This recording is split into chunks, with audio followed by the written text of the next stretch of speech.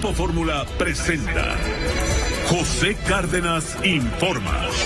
En más de 120 frecuencias de radio en México y cadenas asociadas en Estados Unidos y Centroamérica. Telefórmula en los sistemas Easy, Sky, Total Play, Megacable y otros sistemas vía satélite. José Cárdenas Informa. Hoy con José Luis Arévalo y Óscar Holguín. Hola, ¿cómo están? Muy buenas tardes, bienvenidos. Esto es José Cárdenas Informa en este lunes 20 de junio del año 2022. Soy José Luis Arévalo, a nombre del titular de este espacio informativo. Muchísimas gracias por su preferencia, muchas gracias por estar con nosotros, tanto en televisión como en radio, en esta tarde de lunes. Pues la que se esperan fuertes lluvias, ya platicaremos de esto al ratito, y que tenemos un programa muy, pero muy completo. Y como lo hacemos habitualmente, permítame por favor saludar en esta mesa de conducción a mi compañero y amigo Óscar Holguín, con quien tengo el honor de acompañar en esta mesa. Querido Óscar, adelante por favor. Estimado José Luis Arévalo, audiencia de Grupo Fórmula, muy buenas tardes, bienvenidos a la emisión correspondiente a este lunes 20 de junio, que se supone que es el día más feliz del año. Más tarde le vamos a platicar los porqués. Y además, 20 de junio no tarda, por ahí del día 23, es el día más largo del año. Eso lo iremos también viendo en los siguientes días, cuando vamos a conocer más tarde, así que se va acercando paulatinamente la época del verano. Tenemos mucha información el día de hoy, si usted lo permite, vámonos con lo más importante generado en las últimas horas con mi compañero Óscar Holguín. Las noticias de México y el mundo. Mayo es el mes más violento del año. Repunta el homicidio doloso. Se registran 2.833. La violencia en 6 estados deja 25 muertos tan solo en el fin de semana. Envían a Matamoros a 200 militares luego de los enfrentamientos tras la detención del hijo del líder del cártel del Golfo. Comando Armado abre fuego contra el penal de La Pila en San Luis Potosí. La Secretaría de la Defensa Nacional revela una alianza entre el cártel de Jalisco y el del Golfo en Zacatecas. La Ciudad de México es de las más seguras en el mundo, según el presidente. No hay pruebas que vinculen a mi gobierno con el crimen organizado, reitera López Obrador. José Manuel del Río Virgen retoma sus actividades en el Senado. Acusa al gobernador de Veracruz, Cuitláhuac García, de apresarlo con la intención de frenar a Ricardo Monreal y a Dante Delgado. Y en lo que se refiere al parte de guerra, el presidente Volodymyr Zelensky advirtió que los ataques rusos se intensificarán esta semana, en la que se celebrará una cumbre del Consejo Europeo para aceptar la candidatura de Kiev al club comunitario. Sin embargo, afirmó: nos estamos preparando. El presidente de Ucrania, Volodymyr Zelensky, calificó esta semana de histórica por la recomendación de la Comisión Europea para que Ucrania se convierta en candidata a miembro de pleno derecho de la Unión Europea. A finales de esta semana, los líderes del bloque de 27 naciones discutirán la candidatura de Ucrania, al mismo tiempo que el mandatario ucraniano advirtió sobre un aumento de las hostilidades rusas en las regiones del este de Ucrania. El presidente Zelensky alertó que las represalias del Kremlin podrían sentirse en diferentes puntos del viejo continente. Nos estamos preparando, estamos listos, estamos advirtiendo a los socios, dijo el mandatario ucraniano. La agresiva invasión de Rusia sobre Ucrania ha aumentado la presión sobre los gobiernos de la Unión Europea para que aceleren el proceso de adhesión de Ucrania al bloque. Aún así, se anticipa que la transición, de completarse, podría tomar incluso años. Por su parte, el alto representante de la Unión Europea para Asuntos Exteriores y Política de Seguridad, Josep Borrell, acusó a Moscú de crímenes de guerra por el bloqueo de los puertos ucranianos y confía en que la ONU alcance pronto un acuerdo para reanudar la exportación de cereales. En tanto, Rusia advirtió que si Lituania no restablece de inmediato el tránsito de mercancías a través de su territorio hacia el enclave de Kaliningrado en el mar Báltico, tomará medidas para defender sus intereses nacionales.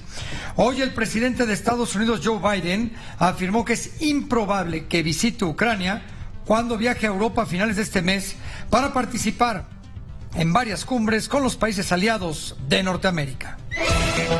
Numeritos financieros con Beto León. Inicio de semana positivo para el peso frente al dólar. aprovecha el retroceso del billete verde y se aprecia 8.03 centavos, el equivalente a 0.40%, ante la expectativa de movimientos de las tasas de interés de bancos centrales para frenar la inflación. El peso cierra jornada en 20,27 centavos por cada dólar. Mal inicio para la Bolsa Mexicana de Valores. El índice referencial cae 0.49% al nivel de los 47.780.72 puntos. Esto a pesar de la reducida liquidez por el cierre de Wall Street por ser día feriado en los Estados Unidos. Y la Asociación Mexicana de Proveedores de Estaciones de Servicio, AMPES, asegura que el cobro de derecho de piso por parte de la delincuencia organizada a las gasolineras puede llegar a 100,000 pesos al mes. Michoacán es uno de los estados con mayor presencia del crimen organizado. Suma 1.2 millones de pesos. Oaxaca, Baja California, Puebla, Tamaulipas y Guerrero son otras entidades con alta inseguridad para el sector gasolinero. Y nos enlazamos con el ingeniero Alberto Hernández Unzón, siempre atinado en sus pronósticos de todo tipo, pero hoy lo molestamos únicamente para que nos informe de las condiciones meteorológicas que privarán en las siguientes horas en el país. Ingeniero, un gusto como siempre saludarlo. Platíquenos cómo están las cosas en materia de clima. ¿Qué tal, Oscar? Gusto en saludarte. Bueno, sí, está la cuestión de a unas horas del inicio del verano. El verano entra a las 4 de la mañana con 14 minutos y con esto un cambio en el patrón de circulación del viento. ¿Esto qué va a traer, Oscar? Por supuesto, pues mayor cantidad de lluvia, y esto es muy buena noticia porque Nuevo León, Tamaulipas, San Luis Potosí va a tener el aporte ya de una onda superior que viene avanzando por la costa del Golfo de México, por la zona del sur de Veracruz, de Campeche, asociada también, por ejemplo, por la zona norte, la cresta de la depresión tropical Celia, y esta está avanzando precisamente hacia el noreste del país, Oscar. Así que a partir de hoy, algunas tormentas, pero ya más generalizadas en la zona de Tamaulipas y Nuevo León, entre el martes en la noche y miércoles. También, por supuesto, en la Ciudad de México, 25 grados centígrados, con actividad de tormenta eléctrica para las próximas horas, pero de martes a viernes ya se van a hacer más organizadas, más generalizadas en la zona del Valle de México. Todo esto a consecuencia de la larga trayectoria que va a tener Celia. Ahorita está como depresión tropical, pero conforme avance la semana va a ir nuevamente adquiriendo fuerza para ser tormenta tropical, va a tener un lento avance paralelo al litoral del Pacífico, Oaxaca, Guerrero, Michoacán, Colima, Jalisco, y a lo largo de esta trayectoria en la parte norte se van a estar desarrollando nublados, sistemas de tormenta más fuertes para las próximas horas, y el impulso de corrientes verticales más la humedad y más la inestabilidad estarán generando tormentas a lo largo de la Sierra Madre Occidental, más fuertes hacia Durango, Sinaloa, también Chihuahua, la zona frontera con Sonora, Jalisco, Nayarit, sobre todo muy pendientes en Jalisco porque las tormentas van a ser muy fuertes en Colima, en Michoacán, Guanajuato, Querétaro, en fin, y Guerrero. Toda esta zona vamos a ver a partir de hoy y sobre todo a partir de mañana con la entrada del verano, que van a comenzar a generalizarse más las lluvias, así que muy pendientes de Celia. No va a incidir en forma directa, pero sí su propagación de nublados va a favorecer lluvias. Y otra cosa, ya ahorita viene Alfredo, le comentábamos que el sábado iba a haber lluvias ahí en Montreal, en el circuito de Canadá, y precisamente fue un efecto importante en la calificación del Gran Premio de Canadá. Y bueno, el domingo fue buen tiempo, pero definitivamente el sábado fue perjudicado en las calificaciones ahí en Canadá. Oscar. Pues por lo pronto, para lo que se espera aquí en la Ciudad de México, ya tuvimos una probadita hace rato, una fuerte lluvia, pero que duró unos cuantos minutos. Al ratito viene lo bueno, según lo que nos pronostica el ingeniero Alberto Hernández Unzón. Muchas gracias, como siempre. Buenas tardes, con todo gusto. Hasta luego. Hasta luego, muy buenas tardes.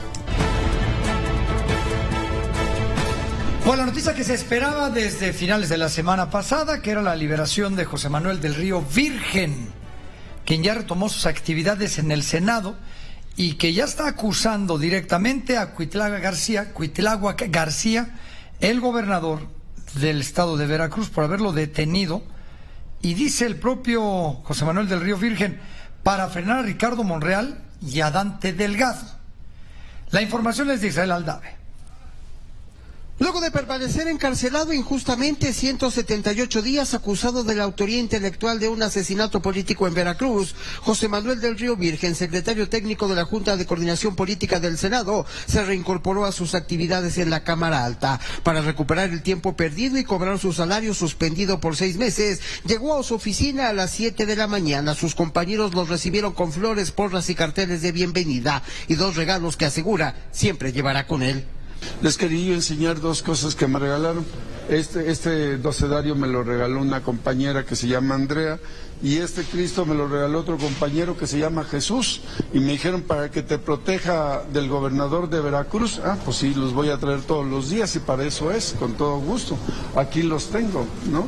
Y es que luego de recuperar la libertad y haberse enfrentado al gobernador de Veracruz, Cuitláhuac García, dice temer por su vida y la de su familia.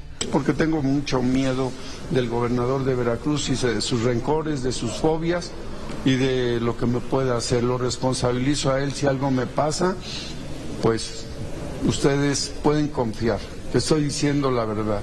Después de 6 meses en la cárcel no me queda más que decir siempre, como siempre le he dicho, la verdad. Yo siempre he dicho la verdad. Y entonces hoy les digo que si algo me pasa, será el gobernador de Veracruz el que atente contra mi vida, el que atente contra la vida de mi familia. Aseguró que la persecución política en su contra tiene como fondo golpear al proyecto del líder de los senadores de Morena, Ricardo Monreal. ¿Por qué tanto odio contra mí? No. Ellos quieren descarrilar 2 proyectos.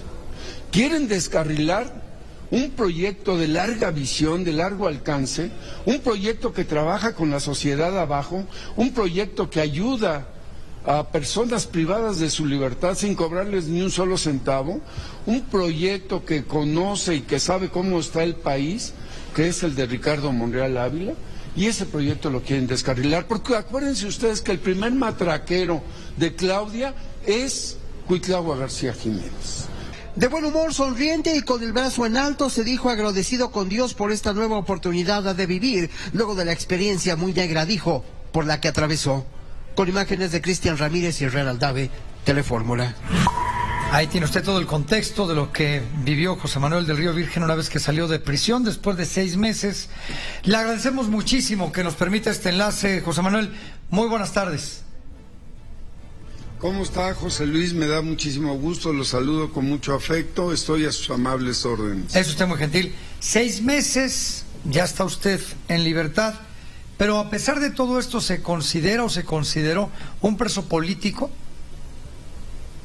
Claro que fui un preso político, fui un hombre secuestrado por el gobernador de Veracruz, porque lo que hizo fue conseguir un juez de consigna, como es Francisco Reyes Contreras, a tal grado que en la resolución del Tribunal Colegiado en materia penal de Boca del Río, el propio magistrado Martín Soto Ortiz lo que cuestiona es precisamente que la competencia territorial no era en Jalapa, sino era en Poza Rica, Veracruz, lo que quiere decir, y habla muy claramente de buscar un juez de consigna, que después de 27 horas y media de vinculación a proceso no podía vincularme a proceso, y entonces tuvo que construir 11 inferencias para poder decir, pues está vinculado a proceso. Como nada era verdad, ni una sola de esas inferencias era verdad, porque yo no participé en un crimen tan horrendo, y menos de un amigo mío como era René Tobar en paz descanse, entonces pues el juez de distrito lo que hizo fue hacer polvo sus inferencias, y luego el tribunal colegiado de circuito lo que hizo fue hacer polvo esas inferencias del juez de control, y con eso me tuvieron que dejar en libertad después de 6 meses en una celda muy fría, muy fea en la cárcel, que es lo más feo que puede vivir el ser humano, que es el aislamiento de la sociedad. Oiga, José Manuel, y después de 6 meses queda impune el asesinato de René Tobar y Tobar. ¿A qué me refiero? ¿Ya no están investigando quién fue el responsable? tienen que investigarlo, a como dé lugar, porque ellos saben quién fue o quiénes fueron los que perpetraron ese crimen. Tienen que hacerlo obligadamente. Lo que pasa es que ellos construyen una narrativa, José Luis, mire, ellos construyen, sí, en Veracruz matan a políticos, pero los agarramos a los que asesinaron. Sí, en Veracruz matan a mujeres, pero agarramos a los feminicidas. Sí, matan a periodistas, pero agarramos a los que... Pero meten a la cárcel a inocentes. Tienen que investigar con toda certeza quién mató a las dos últimas periodistas de Cozoleacaque, porque habían agarrado un jovencito y luego lo tuvieron que dejar libre, y lo dejaron libre por la presión social y porque el jovencito pudo construir bien pruebas de que había estado en otro lado, en Jalapa, y no había estado en Cozoleacaque. Y luego dijeron, pues que se vaya, pero es que nos confundimos porque es homónimo de uno de los que mató. Ahora ya agarraron a otro, hay que ver qué dicen. Luego los famosos feminicidas. Acaba el gobernador mismo, Cuitlahua García Jiménez, declaró, vamos, no se preocupen de Viridiana. Es un caso muy triste, y además por lo que voy a decir, pido, si está fallecida, que descanse en paz. Pero él dijo que la tenía resguardada, José Luis. Usted mismo dio esa nota, lo recuerdo muy bien. Y dijo usted, y él dijo, yo la tengo resguardada, y luego al otro día dice, oye, pues es que encontraron el cuerpo de Viridiana, perdón, es lo duro, en pedazos. Oiga, pues que vaya a declarar por lo menos a la Fiscalía General del Estado de Veracruz, que se supone que es autónoma.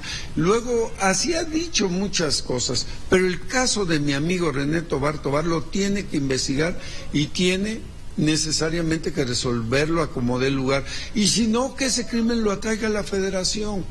Pero no puede quedar impune ese delito de mi amigo René Tobar, por ningún motivo. Se está agarrando de él para decir, es que las víctimas, la CNDH le dijo que yo soy su víctima. La CNDH, la Comisión Nacional de Derechos Humanos, dijo que yo era víctima del gobierno del estado de Veracruz y dijo que me tienen que resarcir el daño, y dijo 9 cosas más aparte de esas 2. Ahora, ¿por qué usted? Y hoy te veo en la mañanera.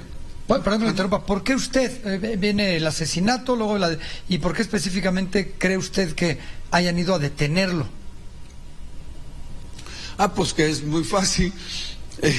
Yo, la verdad, con respeto lo digo, soy muy cercano del senador Ricardo Monreal Ávila, y lo que tratan es de descarrilar el proyecto del senador Ricardo Monreal Ávila, que trabaja mucho en Veracruz, que cuando los huracanes ha estado en varias comunidades resolviendo problemas. Ahora en Pacho Viejo, él ha sacado a más de 25 personas, acaba de sacar la semana pasada un joven de 19 años que lo agarraron de 18 años y que dijeron que era miembro del cártel del Chilaquil, y puras mentiras, y lo tuvieron que dejar fuera porque el senador Monreal construyó todo el alegato judicial, la defensa y todo eso, y el joven pues tuvo que salir.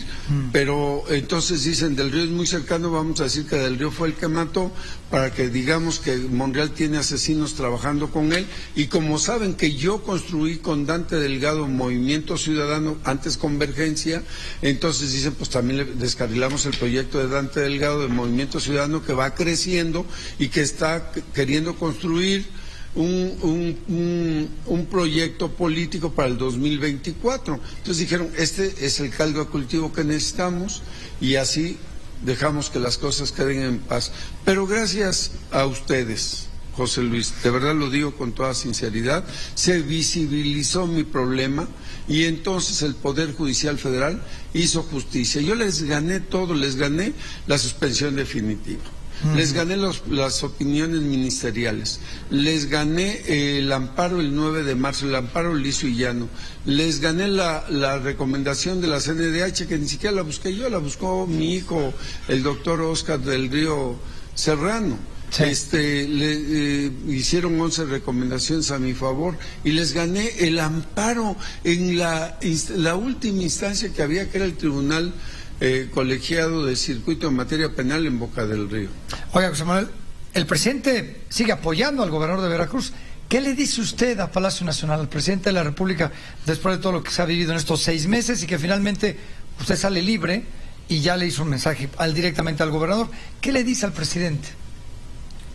Yo tengo mucho respeto por el señor presidente. La verdad, cuando el desafuero marché a su lado, cuando en el 2006 hubo la discusión por la presidencia, estuve de su lado.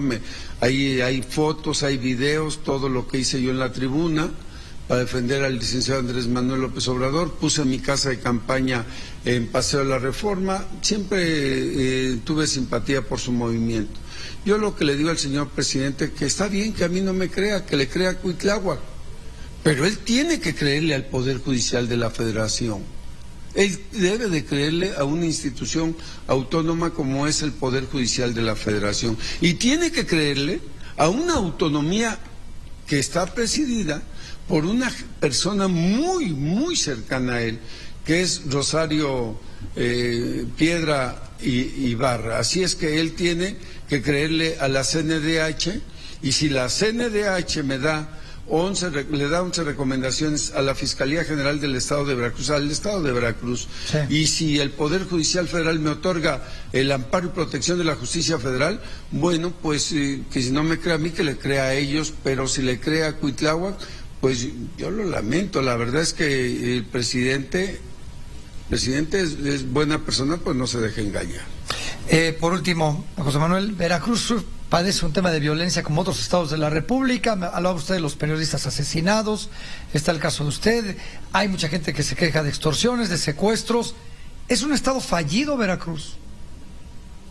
Sin lugar a dudas es un estado fallido. Mire, yo tengo el honor, el gusto, el agrado de conocerlo. Hace muchos años lo conocí en una embajada en Europa, usted, porque era corresponsal de guerra. A mí, ¿cómo me gustaría que un periodista de su tamaño fuera a mi estado y le preguntara a la gente ahí abajo cómo está gobernando Cuitláhuac García Jiménez? Le repito, yo soy un hombre de 68 años, tengo preparación, he escrito algunos libros, los digo con toda modestia. Soy un hombre que ha hecho carrera en la Administración Pública Federal, ha hecho carrera en la academia, fui secretario del Instituto Politécnico Nacional, he hecho carrera en la política, he sido 2 veces diputado federal y alcalde, he competido para otros cargos de alcalde en otro municipio y he perdido y no tengo resentimiento contra nada. Pero le digo esto porque quiero decirle que tengo credibilidad, pero si usted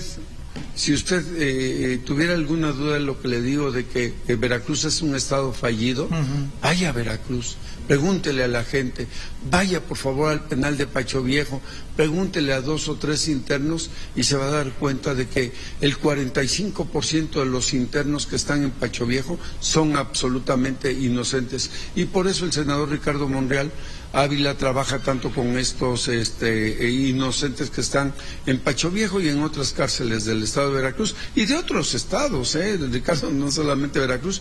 Yo digo Veracruz porque me ha tocado acompañar al senador Ricardo Monreal Ávila y me ha tocado acompañar al senador Dante Delgado, y por eso digo, si algo le pasa al senador Ricardo Monreal Ávila, o si algo le pasa al senador Dante Delgado, o si algo me sucede a mí, a mi esposa o a mi familia, responsabilizo a Cuitláhuac García Jiménez, a Eric Cisneros Burgos y a Verónica Hernández y a Danz de lo que nos pase en nuestra persona y en el caso de su servidor, lo que le pase a mi familia. No, pues no sabe cuánto le agradezco sus palabras y qué buena memoria tiene de aquellos años allá en Europa. Muchísimas gracias, qué gusto y esperemos que... ¿Se acuerda usted? Sí, no, bueno, ahora sí me hizo recordar. Rápido le digo, era Porfirio Muñoz Ledo. Sí, el embajador allá estaba con nosotros, qué buena historia, qué buenos tiempos. Oiga, pues, no sabe cuánto le agradezco, qué bueno que se hace justicia y que den con el responsable en todo esto, que ese es el tema, ¿no? Que ahora den con los responsables de quien realmente cometió este asesinato y de usted seguir con su trabajo político como lo ha venido haciendo.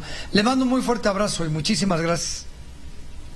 Gracias, José Luis. Nos vemos el día que tenga esa oportunidad. Me gustaría saludarlo. Estoy a sus amables órdenes. Es usted muy gentil. Muchísimas gracias, José Manuel del Río Virgen, secretario técnico de la Junta de Coordinación Política del Senado de la República. Ya salió después de 6 meses y ahí tiene usted el mensaje que manda al presidente y que manda al propio gobernador de Veracruz. Y mire, me quedo con esta parte, un estado fallido, y lo dice mucha gente en Veracruz, es cierto, los problemas de extorsión, de secuestros, de delincuencia, Y bueno, pues ahí está el tema.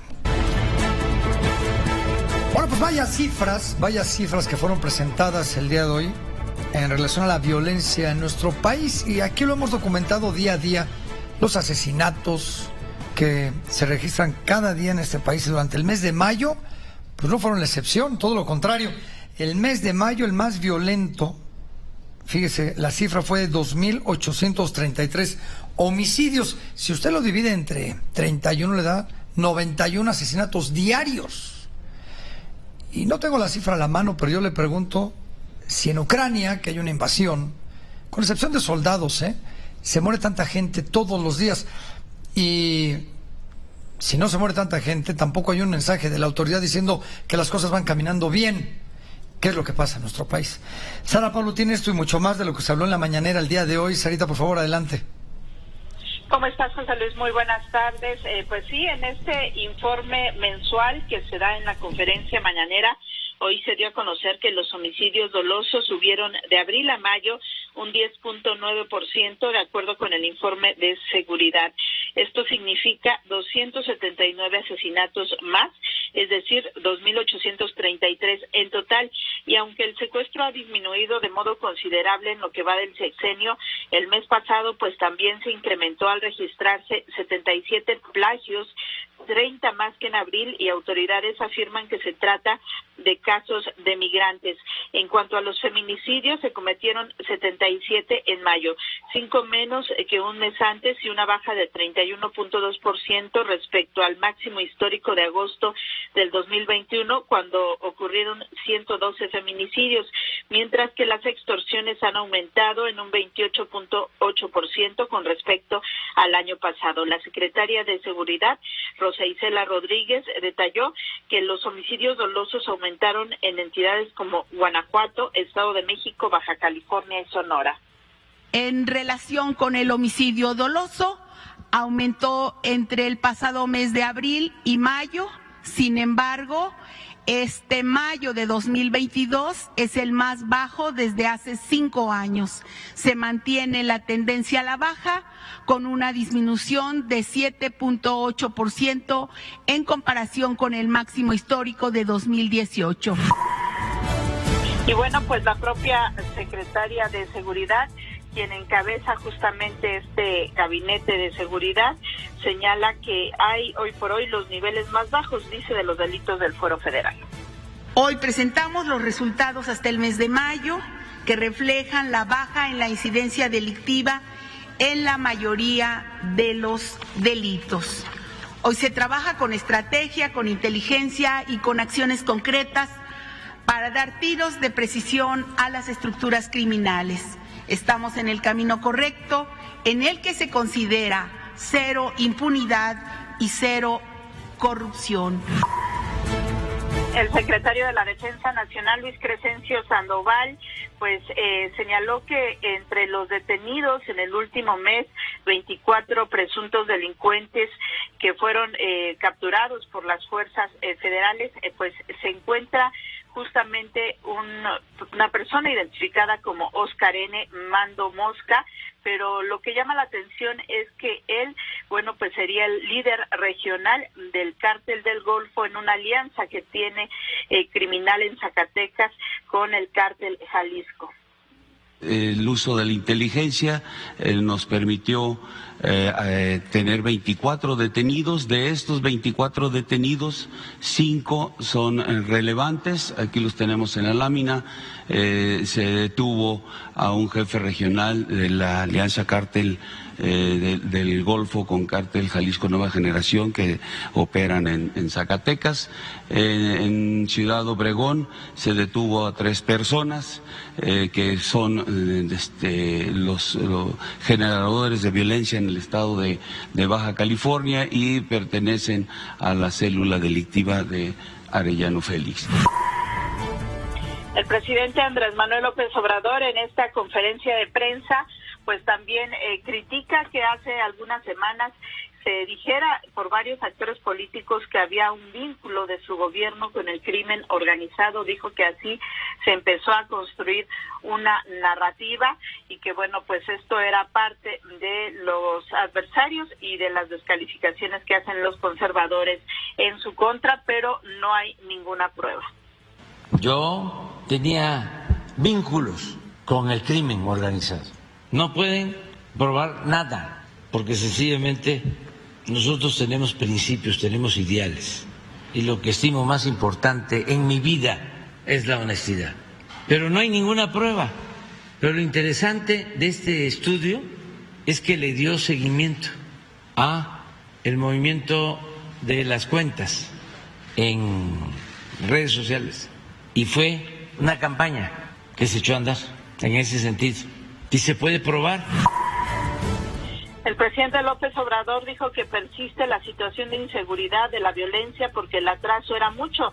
Y es que dijo, mientras la Policía Federal, por ejemplo, solo llegó a tener 20,000 elementos operativos, la Guardia Nacional ya cuenta con 105,000 agentes, y donde hay todavía problemas, pues es en las policías, sobre todo municipales. Dice, todavía hay algunos casos donde están mal organizados, no tienen disciplina, no son profesionales, y los salarios pues tampoco son buenos. Y sobre todo, pues a nivel de alcaldías, dijo, hay policías que son cooptados por la delincuencia. Lo que sí, que el presidente presume la situación de seguridad en la Ciudad de México. Dijo que, bueno, pues hay buenos niveles de seguridad, y que por ello, pues cada vez son más los estadounidenses que se vienen a vivir aquí a la capital del país. Aquí en la Ciudad de México, esta es una de las ciudades, lo voy a volver a decir, esta es una de las ciudades más seguras del mundo, la Ciudad de México. Vienen del extranjero a vivir en la Ciudad de México. Yo creo que es de las ciudades del extranjero en donde hay más estadounidenses. Y eso tiene que ver con la seguridad. No hay prácticamente homicidios, son muy pocos. Pues parte, José Luis, de los temas que se tocaron en la conferencia de hoy. Muy completo como siempre. Sara, te lo agradecemos muchísimo. Hasta luego, muy buenas tardes. Muy buenas tardes. Ahí tiene usted las cifras y lo que comentó el presidente sobre el tema del crimen organizado, de esto que Porfirio Muñoz Ledo fue el que abrió la cajita de Pandora, y de ahí vinieron muchos comentarios más sobre esto. Pero Oscar nos tiene más sobre el tema de la violencia, Oscar. Y tan solo el domingo 25 personas perdieron la vida. Un Día del Padre bastante violento, y esto únicamente en 6 estados del país. Enrique Hernández con los detalles completos de la información. Enrique, ¿cómo estás? ¿Qué tal? Muy buenas tardes, Oscar. Te saludo con gusto. Como bien lo mencionas, fíjate que la mañana del domingo se caracterizó porque integrantes del crimen organizado instalaron por lo menos 16 bloqueos en diferentes puntos de la ciudad de Matamoros, generando pánico y la paralización en cuanto a actividades se refiere en esta ciudad. Los delincuentes prendieron fuego a varios camiones y camionetas. Los hechos en Matamoros se enmarcaron el Día del Padre. Durante este fin de semana, por lo menos 25 personas perdieron la vida en distintos hechos, esto es decir, en 6 entidades. Desde muy temprana hora, desde las redes sociales, se comparten imágenes de los bloqueos de esta ciudad, Matamoros, Tamaulipas, para que se tomaran precauciones y no salieran lo anterior, debido a que las autoridades estatales, pues dieron aviso de que habían detenido a Víctor Hugo N., alias El Chaparro, y jefe del cártel del Golfo en Matamoros, e hijo de José Alfredo Cárdenas Guillén, el Cortador.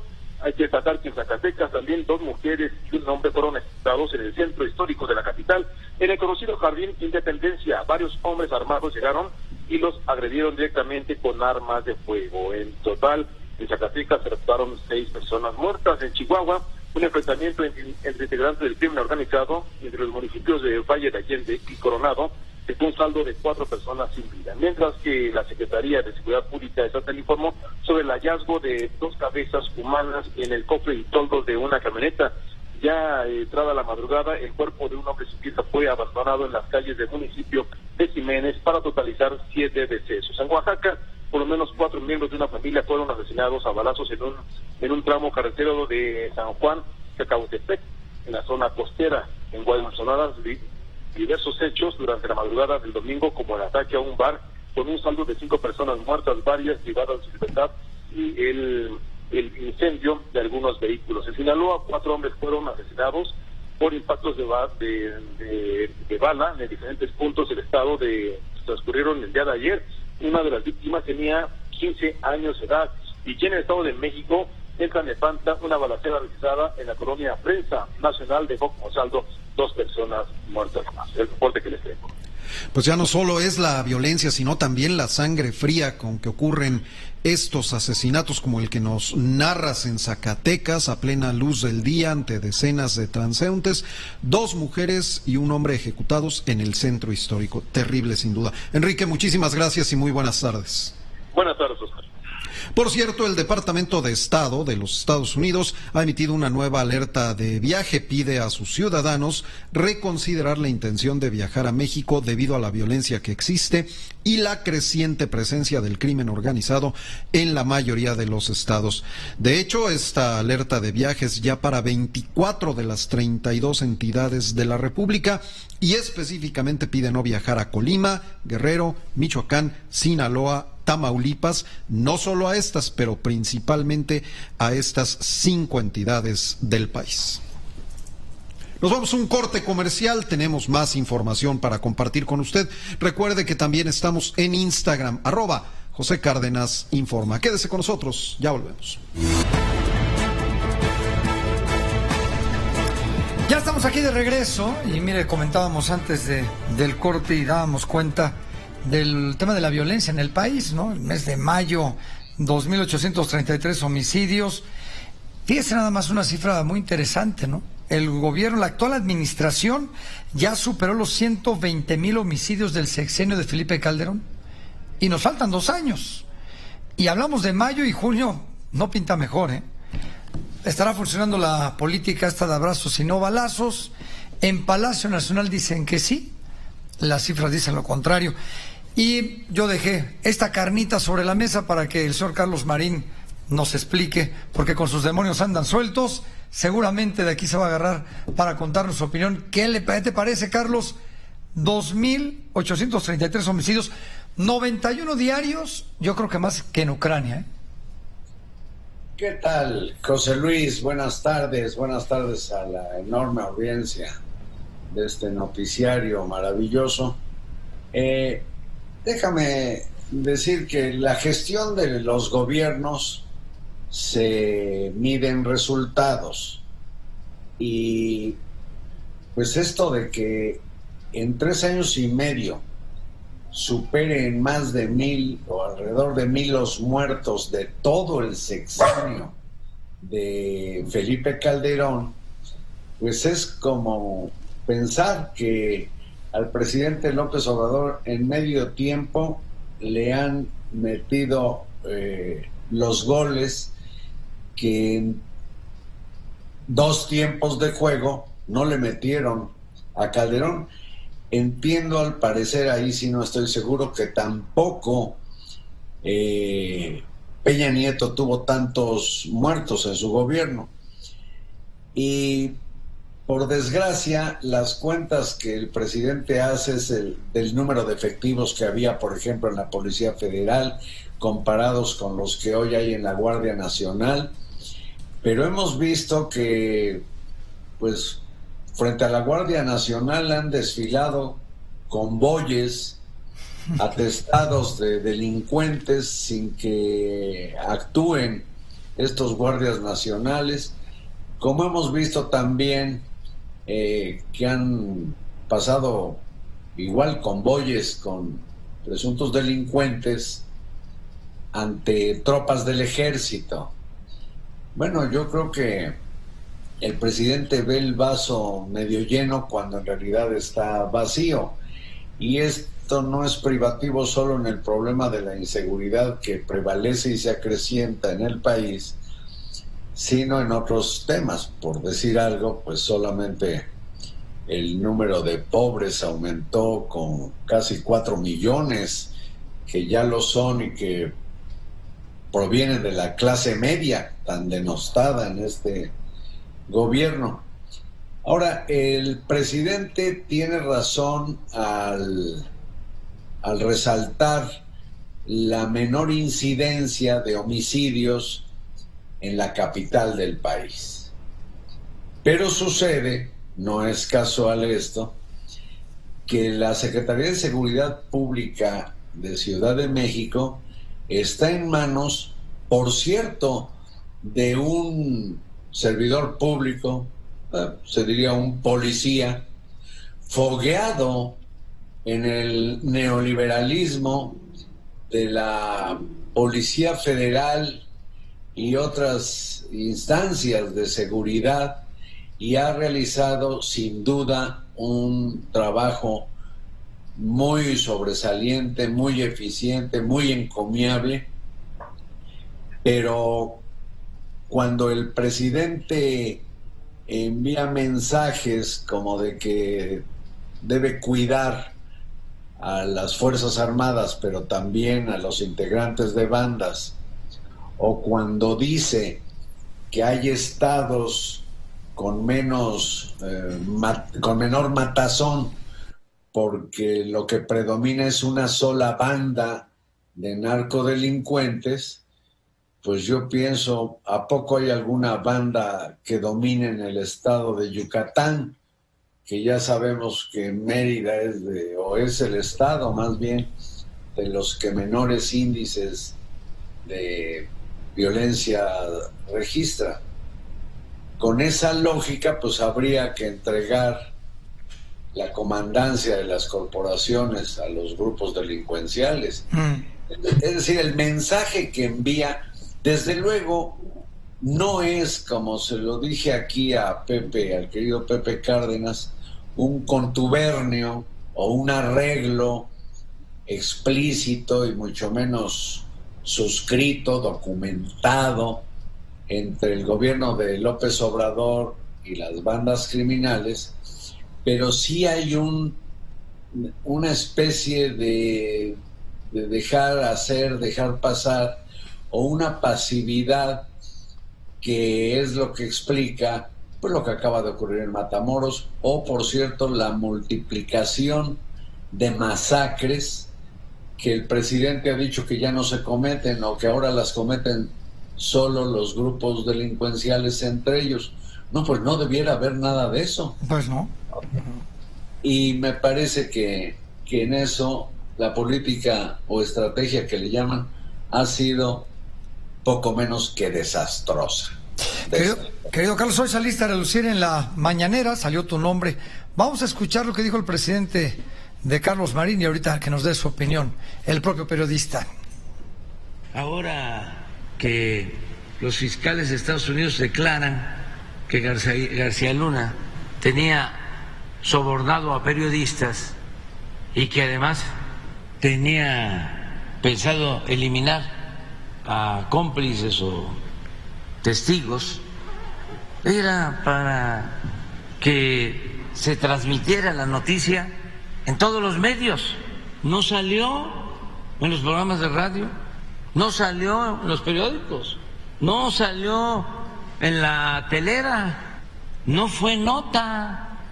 Creo que 1 o 2 periodistas fueron los únicos que lo defendieron o que hablaron del tema defendiéndolo. Sí, pero digo, cuando menos hay que reconocerle que dieron la cara. Pero otros, el mismo Calderón no habló. ¡Qué ingratitud! Entonces, sí, hay diferencia y vamos a seguir así. Lo importante es que no se permita el contubernio, que no se asocie la autoridad con la delincuencia, que se marque bien la raya. Una cosa es la autoridad, otra cosa es la delincuencia. A ver, Carlos, hasta en coro, parece que el presidente les pasó una notita antes a los colegas que en lugar de defendernos entre nosotros, hasta tu apellido salió en coro. A ver, ¿qué opinas de esto? Mira, Pepe, pues es una lectura verdaderamente silvestre suponer que yo defiendo a Genaro García Luna. De hecho, no tengo la menor idea si es un delincuente. Lo que sí afirmo es que lo medular de las acusaciones y señalamientos que ha manejado la Fiscalía gringa contra él son son o increíbles o, como el más reciente, pues de verdadera risa loca. Mira, déjame adelantar con un dato que saldrá en mi programa del Asalto a la Razón en Milenio esta noche. Platiqué con Mike Vigil. Fue jefe de operaciones internacionales de la DEA y trabajó en México y Centroamérica como 12 años y trató mucho a García Luna. Él dice que no trabajó nunca con un funcionario tan bien como con García Luna. Y es quien me hizo notar que $1 millón no caben o caben con mucha dificultad en la mayor maleta de Samsonite y que cuesta muchísimo trabajo cargarla, $1 millón. A García Luna lo acusan de recibir en maletín, o sea, en una especie de portafolios, lo dijo el Reinaldo Zambada en el juicio del Chapo, recibir, no se acuerda si 3 o 5 millones de dólares. Pero en la conversación que saldrá esta noche, Mike Vigil, repito, el jefe de operaciones internacionales de la DEA con una presencia importante en México y Centroamérica, me hizo notar una obviedad. Yo hasta me sentí mal porque no la había pescado.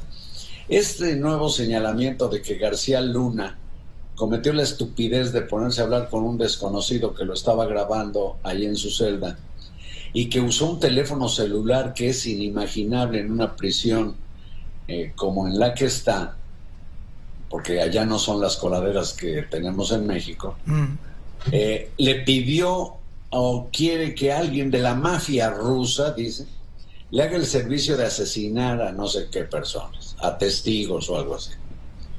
Bueno, pues me parece todavía de más carcajada lo que me hizo ver Mike Vigil, que pues no tenía que recurrir a los rusos, pues si era empleado de la banda de Sinaloa, del Chapo Guzmán, pues podía hacer una petición que le es mucho más cercana y confiable que estar hablando o escribiendo en cirílico o no sé qué, algo tan idiota como es ese señalamiento. Entonces yo lo que he hecho no es defenderlo, sino exhibir las insensateces de los señalamientos y de la acusación, y se equivoca el presidente, se equivocan los linchadores que encienden hogueras cuando propiamente el juicio de Genaro García Luna todavía ni empieza. Sí. Entonces, quizás arranque en octubre, y por eso la Fiscalía lo ha estado retrasando tanto tiempo, porque no tiene un asidero, excepto versiones verdaderamente de risa loca. Muy bien. Pues Carlos, siempre es un gusto que nos acompañes con tus demonios que se andan sueltos hoy en la mañana, en la mañanera. Bueno, pues vaya que ladraron con todo algunos. Te mandamos un fuerte abrazo. Igualmente, José Luis, buenas tardes y saludos a todos. Saludos a Rafael, que al rato me imagino que entrará al programa. Así es, señor. Carlos Marín y los demonios andan sueltos, pues ahí lo tiene usted con la lectura de este tema de los homicidios. Óscar. El canciller Marcelo Ebrard ha dado a conocer hace apenas unos cuantos minutos que dio positivo a COVID-19. Dice que tiene síntomas leves comparados a los de un catarro. En redes sociales, el titular de la Secretaría de Relaciones Exteriores informó que trabajará desde su casa. Anunció que este lunes no acudió al gabinete de seguridad. Publicó esto: en mi prueba de hoy salí positivo de COVID-19, de modo que estaré trabajando desde casa. Esto lo publicó acompañado de un video que desde luego pues ha generado muchas reacciones. Destaca una, la de Claudia Sheinbaum, la jefa de gobierno de la Ciudad de México, que ha estado muy activa en redes sociales. Ella le respondió a este tuit: estimado Marcelo Ebrard, deseamos tu pronta recuperación. Marcelo Ebrard respondió con un frío gracias. Y por cierto, Claudia Sheinbaum, ya lo mencionaba, ha estado muy activa en sus redes sociales y muy temprano dio a conocer que mañana se reintegra a sus actividades presenciales después de su segundo contagio de coronavirus. Y con esto nos vamos a un corte comercial, no sin antes recordarle que tenemos más información que compartir con usted. Quédese con nosotros, ya volvemos.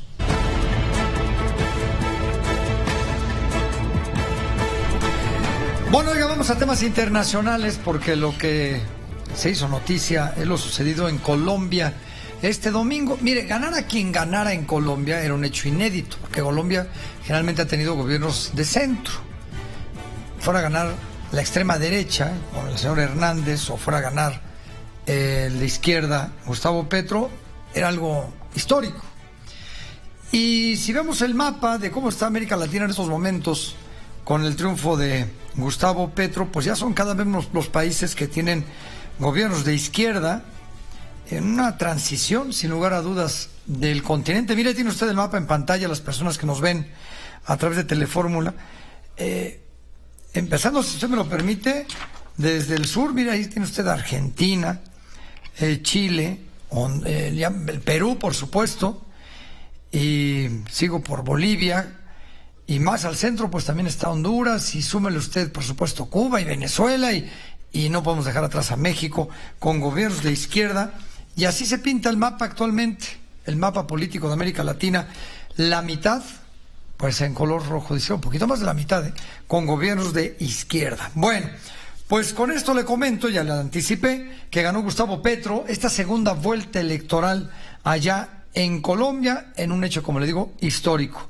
Manuel Arias tiene los detalles. Con una participación histórica de los colombianos en las urnas, más de 22 millones de votantes, Colombia eligió un nuevo presidente de la República, el izquierdista Gustavo Petro Urrego, quien alcanzó algo más de 11.200.000 votos. El líder de la coalición política Pacto Histórico será el primer mandatario progresista que gobernará a Colombia en más de 200 años de historia republicana. Este gobierno que va a iniciar el 7 de agosto es un gobierno de la vida. Y si queremos sintetizar quizás en 3 frases en qué consiste un gobierno de la vida, yo diría, primero, en la paz; segundo, en la justicia social; tercero, en la justicia ambiental. Petro dijo que buscará un acuerdo entre todos los sectores políticos y sociales del país para acabar con la polarización y lograr las reformas que necesita Colombia, e invitó a su contrincante, Rodolfo Hernández, a unirse a este acuerdo. Por su parte, Hernández, al reconocer su derrota, pidió a Petro no defraudar a quienes lo eligieron presidente. Acepto el resultado como debe ser. Le deseo al doctor Gustavo Petro que sepa dirigir el país, que sea fiel a su discurso contra la corrupción. En tanto, el presidente saliente Iván Duque, a través de su cuenta de Twitter, felicitó al nuevo mandatario y anunció que en los próximos días se reunirán para iniciar una transición armónica, institucional y transparente. Petro recibió la felicitación de varios mandatarios de América e incluso su más fuerte contradictor político, el expresidente Álvaro Uribe, escribió en su cuenta de Twitter: para defender la democracia es menester acatarla. Gustavo Petro es el presidente, que nos guíe un sentimiento. Primero Colombia. Manuel Arias Naranjo, Voz de América, Colombia. Nacido en 1960 y mire, durante los años de la guerra en Colombia, que como usted sabe duró 20 años, es economista por la Universidad Externado, pero además estuvo en la Universidad Católica de Lovaina, allá en Bélgica. Allá tuvo estudios en economía, en medio ambiente, en desarrollo poblacional, nuevas tendencias en su administración de empresas. También lo estudió en la Universidad de Salamanca, en España. O sea, vivió en el extranjero un tiempo. Fue embajador de Colombia en Bélgica, allá en 1994. También fue guerrillero. Es uno de los fundadores de la Alianza Democrática M19. Es un movimiento que logró un gran respaldo popular y que participó en la Constituyente en 1991. Y aspiró nuevamente a la Cámara con el aval del movimiento Vía Alterna, fundado con otros exmilitares del partido ADM-19. También fue senador de la República. El escritor peruano Mario Vargas Llosa calificó este triunfo como un accidente enmendable y corregible. Así lo dijo. ¿Considera que los colombianos han votado bien o han votado mal? Bueno, yo creo que han votado mal. ¿Y por qué considera que han votado mal? ¿Por elegir una opción de izquierda? Pues vamos a ver que la manera como él actúa, si él actúa dentro de la legalidad, bienvenido. Hay una legalidad en Colombia que se ha mantenido en todos estos años, a pesar de que la guerrilla pues representaba otra cosa. Y bueno, hay que ver, hay que esperar, ¿no? Y en otro hecho histórico, la primer vicepresidenta afrocolombiana es que lo acompaña en el gobierno. En contraste a lo que dijo Vargas Llosa, el presidente López Obrador se dijo muy contento por el triunfo de Petro en estas elecciones del domingo. Y pues hoy vamos a escuchar cumbia.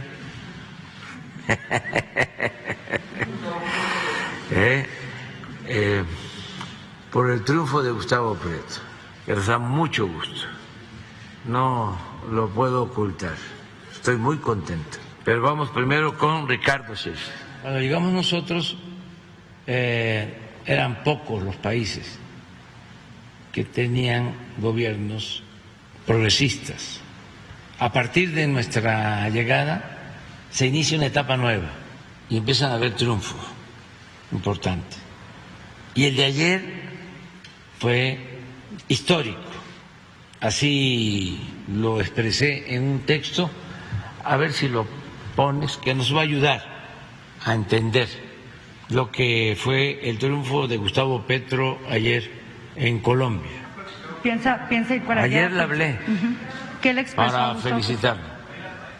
Ayer le hablé para felicitarlo y puse en mi Face y en el Twitter este texto. El triunfo de Gustavo Petro es histórico. Los conservadores de Colombia siempre han sido tenaces y duros. Y vamos directamente a Colombia con Catalina Arenas, maestra en políticas sociales y acción comunitaria en el hermano, el bellísimo país sudamericano. Catalina, es un gusto volver a saludarte. Muy buenas tardes. Hola, José Luis. Muchas gracias por la invitación. A ver, Colombia buscaba un cambio, es histórico, haya ganado quien hubiera podido ganar, al final es un cambio histórico, pero este pasado de Petro, un hombre guerrillero, participó en este conflicto armado en Colombia, pero muy de izquierda, pero que estuvo en España y que estuvo en Bélgica y fue embajador. Todo este pasado también de la guerrilla del M-19 no crea desconfianza en los colombianos, todo lo contrario. Yo pensaría que el hecho de que Petro haya sido guerrillero y se haya podido acoplar, por así decirlo, al establecimiento desde cargos públicos que ha ocupado casi que desde que dejó las armas hace ya muchísimos años, pues nos demuestra un poco también hacia dónde le está apuntando Colombia, ¿no? Nosotros acabamos de terminar un proceso de paz con la guerrilla de las FARC, ya hoy el ELN ha dicho que se quisiera sentar también con el gobierno de Gustavo Petro a negociar. Entonces creo que más que generar desconfianza, sí deberíamos verlo con buenos ojos como una muestra de una voluntad de reconciliación que tiene el país. No podemos olvidar que los grupos armados, entre muchas otras cosas, se levantan en armas con una vocación de poder.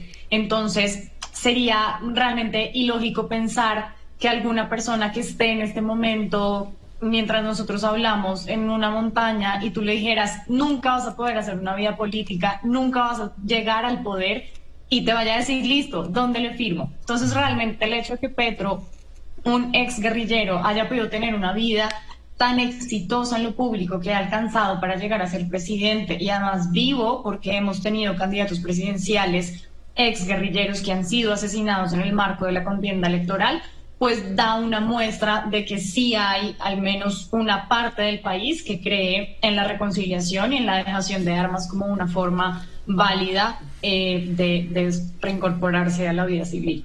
Claro. Catalina, ¿cuál es el mayor reto del futuro nuevo presidente de Colombia, hablando de temas económicos, la pospandemia, la corrupción, o va a haber alguna persecución contra anteriores presidentes? ¿Por dónde crees tú que vaya él a arrancar su presidencia y su mayor reto? Bueno, hay dos retos importantes. Uno tiene mucho que ver con el tema de gobernabilidad. Petro recibe un país que viene desde el 2016 muy polarizado, desde que fue el plebiscito por la paz y gana el no.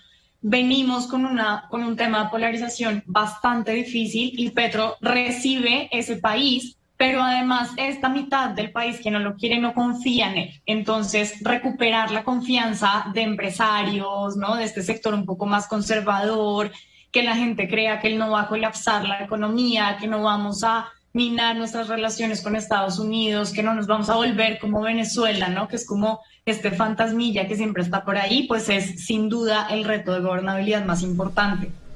Y después tiene unos retos en materia social muy importantes. Nosotros venimos, digamos que si bien en una economía que más o menos tiene pues resultados aceptables, sí tenemos unos temas sociales que vienen bastante mal, bastante minados, sobre todo el tema del proceso de paz. Y ahorita mismo, si bien la gestión de las migraciones ha sido bastante buena, una de las cosas que se le reconocen al gobierno Duque, estamos corriendo el riesgo de enfrascarnos. Entonces, dinamizar eso, que le ayudaría mucho también a posicionar el país de nuevo en un tema internacional, estaría bastante interesante. Por último, Catalina, nosotros en México no tenemos esta figura de vicepresidente o vicepresidenta. Mencionaba yo antes de presentarte que por primera vez en la historia una vicepresidenta afrocolombiana. ¿Cuál va a ser su labor y por qué se ha destacado tanto este punto importante en Colombia, que haya una vicepresidenta afrocolombiana, y qué misión tendrá ella justamente en esta unidad colombiana que tú mencionabas? Bueno, como tú lo mencionas, esta es una figura un poco sui generis. Nosotros veníamos de una vicepresidenta muy de ala conservadora, Marta Lucía Ramírez, que fue la primera mujer vicepresidente que tuvimos. Ahorita con Francia Márquez tenemos una mujer con un perfil totalmente distinto, una mujer ambientalista que viene del activismo, afrocolombiana, como tú dices. Entonces, lo primero es reconocer que ella sea la vicepresidenta de este país. Es una reivindicación importantísima desde donde uno quiera verlo y quiera analizar. Los vicepresidentes constitucionalmente no tienen una labor asignada específica, sino que depende del gobierno. Ellos tienen unas labores que se ajustan, digamos, a la agenda. En este caso, Gustavo Petro ha manifestado que le gustaría que ya haga cargo de una nueva cartera que se crearía, que es el Ministerio de la Igualdad.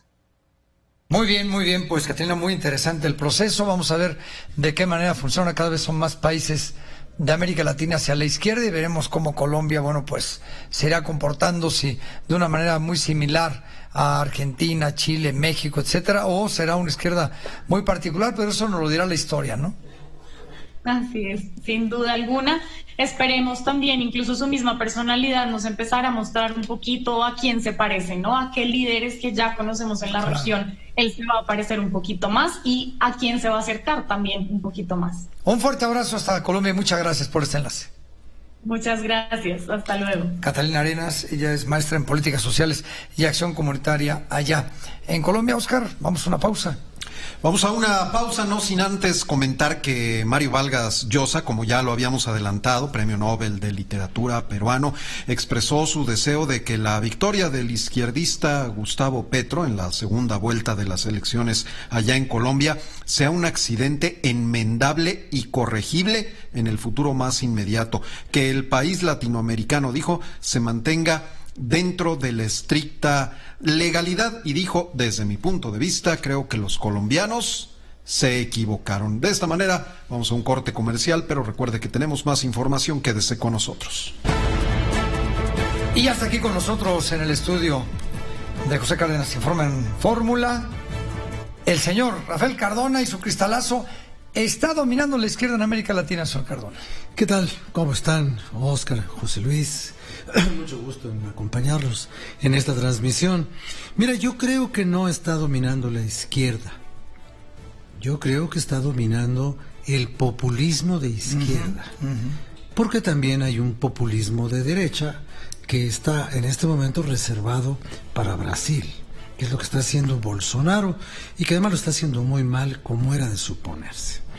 Pero todo lo demás, esto que el presidente López Obrador dijo hoy, que a partir de la llegada de este gobierno nuestro en el 2018 se ha extendido este modelo político, él no le llama populista, él le llama de los gobiernos progresistas. Y yo no sé el progreso cómo se entienda, porque los brasileños en su bandera tienen un lema que dice orden y progreso. Y nunca han vivido en el orden y no conocen el progreso. Entonces, no sé lo que son los gobiernos progresistas. Yo les llamo gobiernos populistas de izquierda porque se parecen mucho. Se parecen mucho en decir que todo es diferente a partir de que ellos han llegado al poder. Ayer el señor Gustavo Petro dijo algo que a mí me dejó pasmado. apenas habían terminado de conocerse los resultados que le daban la victoria electoral por 3 puntos solamente, y sobre esto vendré más adelante, cuando él ya había dicho, Colombia ya cambió. Eso me parece que es una arrogancia histórica que el señor Petro todavía no se merece.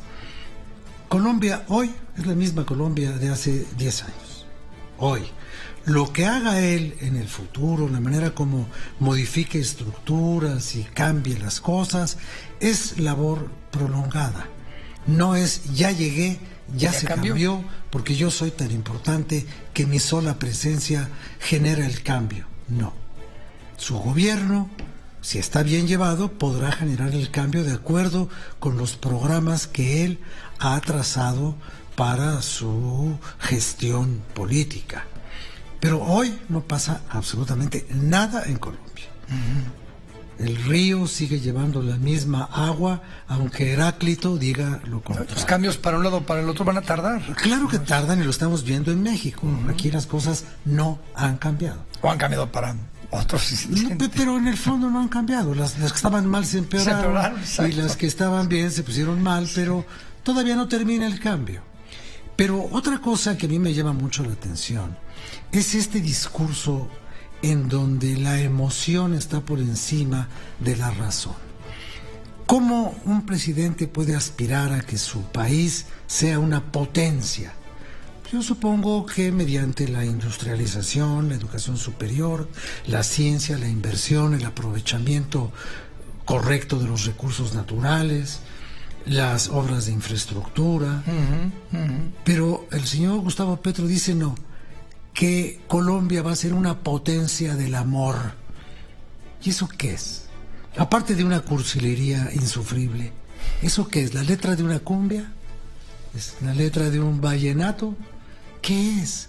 Una potencia del amor, un gobierno de la vida.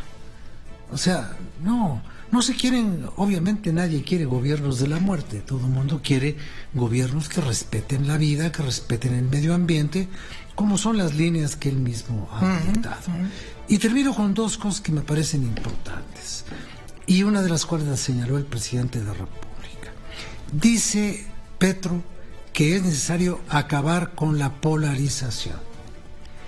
Y el presidente de la República dice que las fuerzas conservadoras colombianas han sido muy tenaces, con lo cual está insinuando que esas fuerzas conservadoras se van a oponer a esta polarización como algo superado y que se pueda llegar a una reconciliación.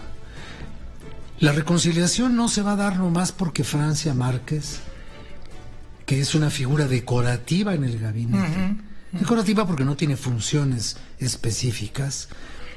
Francia Márquez desde la vicepresidencia dijo, este va a ser el gobierno, es el gobierno de los nadie, de las manos callosas. Y eso parece una canción de protesta de los años 70, ¿no? No, yo creo que eso de que los nadie y las nadie, yo creo que no. Yo creo que los ciudadanos anónimos, o eso que también se habló en esta elección, las mayorías silenciosas, son alguien, no son nadie. Aunque esto lo diga en un sentido literario, figurado, como con una licencia. Y finalmente a mí me llama mucho la atención que, habiendo caído Colombia en el plan estadounidense de control de la violencia llamado Plan Colombia. Lo recuerdo. Ese Plan Colombia no logró erradicar ni el narcotráfico, ni la violencia, ni la polarización, ni la guerra, ni logró la pacificación. Y sin embargo, no hay una sola línea de acción directa anunciada por el presidente electo Petro. No hay una sola línea que hable de qué van a hacer con la potencia de la droga que le da definición a la economía colombiana. Porque mucho de la economía colombiana depende del dinero subterráneo del narcotráfico, así como mucha de la economía mexicana depende de la economía de las remesas. Claro, Allá también hay otro tipo de remesas. Entonces, los aviones de Avianca con 20 toneladas de cocaína son cosa del pasado, sí, pero los narcotraficantes colombianos no son cosa del pasado, y no he visto un proyecto de este gobierno que acaba de empezar para erradicar, controlar, disminuir o terminar con el narcotráfico en Colombia. Vamos a ver, como dijo Vargas Llosa, que casi siempre se equivoca cuando habla de política, vamos a ver con el tiempo qué es lo que este hombre hace. A ver si se parece a Pedro Sánchez o él es nada más otro Petro. Vamos a ver. Exacto. No es parte de la política del nuevo presidente, por lo pronto hasta ahorita. Por lo menos no lo mencionó. No lo mencionó. Vamos a ver. Muchas gracias. Gracias, Rafael mucho Carona, gusto, buena semana. Y su cristalazo, pausa y volvemos. Pues como si ya estuviéramos en año electoral, los que se dicen ya candidatos, sin lugar a dudas, parece que dejan a un lado sus funciones para las que han sido contratadas por nosotros para dedicarse al tema de las campañas. Marcelo Ebrard ya presume una cuenta de WhatsApp y anuncia una gira nacional para aventajar las encuestas, que no es canciller, pero bueno, la información es de Oscar Zúñiga. Desde hace algunos fines de semana se le ha visto muy activo al canciller Marcelo Ebrard por distintos estados del país, sobre todo apoyando a candidatos de su partido o reuniéndose con legisladores locales, también morenistas, inclusive con la comunidad mexicana en el exterior, si bien se dice que en el caso de los diputados locales es para darles a conocer las acciones que se realizan en la Secretaría de Relaciones Exteriores. Lo cierto es que se reúne con ellos para comenzar a cerrar filas rumbo a su posible candidatura a la presidencia de la República, pues este tipo de encuentros los realiza en sábados o domingos, cuando son sus días de descanso como canciller. Además dijo que él ya está más que destapado. Bueno, pues es que todos los días hablan de eso, pero no es el objetivo. Además yo destapado, pues ¿desde cuándo? Inclusive el propio secretario ya ha abierto una cuenta de WhatsApp con el número 5515025360, pidiendo que le manden mensajes y él los leerá y contestará, pues dijo que la finalidad es estar comunicados. Sin embargo, muchos de los que han intentado seguirlo le contestan a través de sus redes sociales que si es una vía de comunicación que al menos les conteste, pues le han escrito y solo los dejen visto y no hay una interacción, a lo que ha respondido que poco a poco les irá contestando a todos. Hola, estoy en la oficina de Relaciones Exteriores, aquí estoy trabajando, preparando la visita del presidente López Obrador a Washington, que va a ser en julio. Así se ve desde la oficina. Más o menos, no sé si alcanzan a ver la ciudad. Estoy contestando algunos de sus mensajes. Muchas gracias, Si me tardo, tenganme paciencia, ahorita me voy a integrar una reunión sobre... ¿De qué es la reunión? De migración y desarrollo en Centroamérica. Entonces, saliendo de esa reunión en otro ratito, les contesto a otros.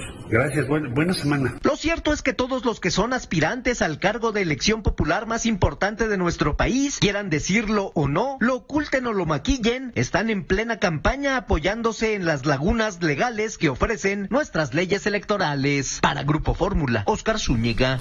Ya le decía, yo ni se acordaba de que era la reunión que iba a tener, pero eso sí, me acuerdo de contestar mensajes porque estoy en campaña. Y quien le respondió, o quien atacó también, fue Adán Augusto, que también es el secretario de Gobernación, y mientras en México se mueren o matan a 90 personas diarias, él dice que se iba a responder a los mensajes que reciba por WhatsApp. Así lo dijo. Gracias. Muchas gracias, que estén bien. Yo mi teléfono porque no si me mandan un WhatsApp y no contesto. ¿Usted sí los va a responder? Sí, claro. Porque ya se quejaron de Marcelo Ebrard que no responde. Yo sí respondo.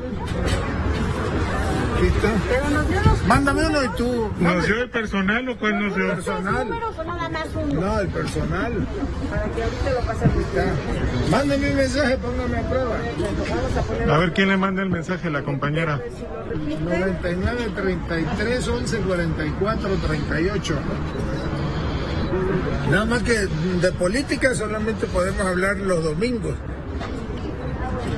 No, hombre, pregunte lo que quiera. ¿Ya ve? Sí. A ver, otra vez. Bueno, pues ahí está. Entonces él sí va a contestar. El responsable de la política interior dando su WhatsApp para responder mensajes. Y la otra candidata, o precandidata, si usted quiere decir, Claudia Sheinbaum, reiteró que ella sí está concentrada al 100% en la Ciudad de México y que, bueno, pues el canciller está en todo su derecho a manifestarse declinó hacer comentarios en lo particular, recalcó que ella siempre buscará la unidad del movimiento por encima de todo, sí, dedicada al 100% a la Ciudad de México, pero ya la vimos en Dos Bocas y en otros estados de la República Mexicana, pues también, como le digo, en algo que parece ser ya una campaña política, Oscar. Y también hubo mensaje del que está fuera del Club de los Elegidos, Ricardo Monreal. No lo digo yo, lo dice él mismo. Yo le recomendaría al Club de los Elegidos que tengan mucho cuidado con la ley. Esto para el resto de los aspirantes a suceder a Andrés Manuel López Obrador en el 2024. Dijo, yo voy a estar muy al pendiente de que se respete la ley, porque será hasta que llegue el tiempo y salga la convocatoria cuando me inscriba y cuando los demás sepan ya si están o no dentro de la legalidad. Yo voy a estar muy al pendiente. Así lo dijo Ricardo Monreal. Bueno, yo recomendaría al Club de los Elegidos, pues no llamarles el Club de las Corcholatas. Tengan mucho cuidado con la ley. Yo voy a ser muy estricto en observar la ley. Y se vería mal que un constructor de la ley despreciara la ley. Todos debemos cuidar la ley. Y si a él ya lo destaparon 5 veces, a mí me gustaría que el pueblo fuera quien lo hiciera. Pero es canciller, oiga, ¿cómo hacer de esta doble función? Meter con él, le tengo mucha estimación y respeto al canciller, es mi amigo y yo simplemente les pido una recomendación general. Cuiden la ley. Ya se adelantó la contienda en los hechos. De hecho, el presidente la adelantó hace un año, pero ahora ya se ve más evidente. Pero nosotros vamos a cuidar la ley. Yo en lo personal, sin negar mi aspiración, no voy a violar la ley. Y también Mario Delgado, el líder nacional de Morena, les mandó un mensaje a los corcholatos y a las corcholatas. Les exigió que no dividan ni rompan la unidad rumbo a la elección presidencial de 2024 y dijo también a la nueva generación de dirigentes, actúen con neutralidad, no favorezcan a ningún perfil. Hay que mantener el compromiso de la unidad, que entre todos seamos muy conscientes de que estamos viviendo un tiempo histórico. Bueno, pero en relación a lo que dijo Monreal, una vez el presidente comentó, no me salga con esto de que la ley es la ley, y ahí está el resultado. Doctor Crespo, como siempre es un gusto que nos acompañe. ¿Nos convienen estas precampañas? Falta mucho tiempo y estos señores ya están hasta mandando WhatsApps. Sí, ¿qué tal? Buenas. No sé si nos conviene a nosotros los ciudadanos, pero sí le conviene a los de Morena, porque están ganando espacio, están jalando, digamos, la atención de la opinión pública, y hemos visto ya desde hace varios años que eso sirve para colocar mejor, para elevar las intenciones de voto a los precandidatos.